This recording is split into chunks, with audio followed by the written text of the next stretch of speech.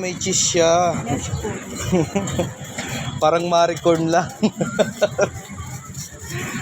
Kung kay maricorn, mais eh. Ito mangga.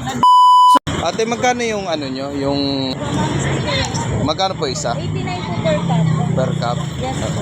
Sige te, pa-order po na isa. Matrabaho eh. No?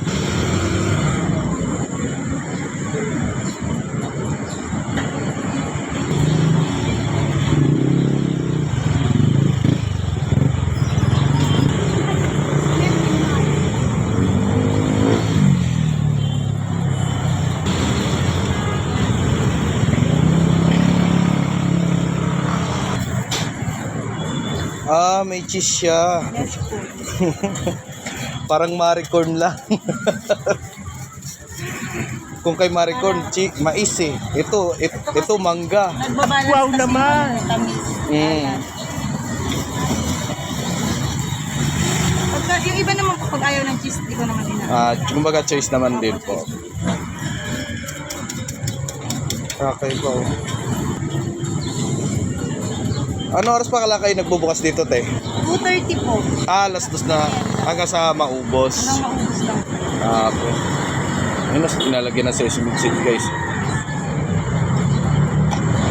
Maka-release, ito na po yung binili ko palang Kalye style na mango sticky rice, halagang 89 pesos.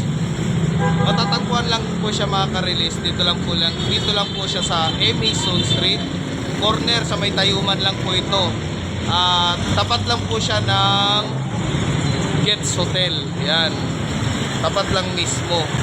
So ano ba inantay natin? I-try na natin to. Tingnan mo, overload siya na may halong cheese.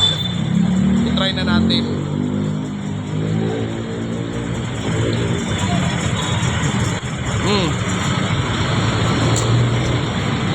Masarap siya, guys.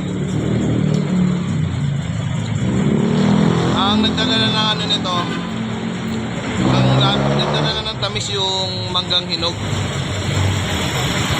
Kaya maganda lang dito, guys, pag nilalagay ito sa ref. Siguro mas masarap to kapag nilagay ito sa ref. Tapos talagang hindi siya tinipid. Talagang may siya, parang coconut milk na nilagay dito. Parang pwede na to sa 2 tao kasi mabigat din sa tiyan. Paralo to, guys. Perfect talaga, merienda talaga tuwing hapon. Kaya mga ka-release, ano pa inaantay nyo? Bili na kayo. Thank you po.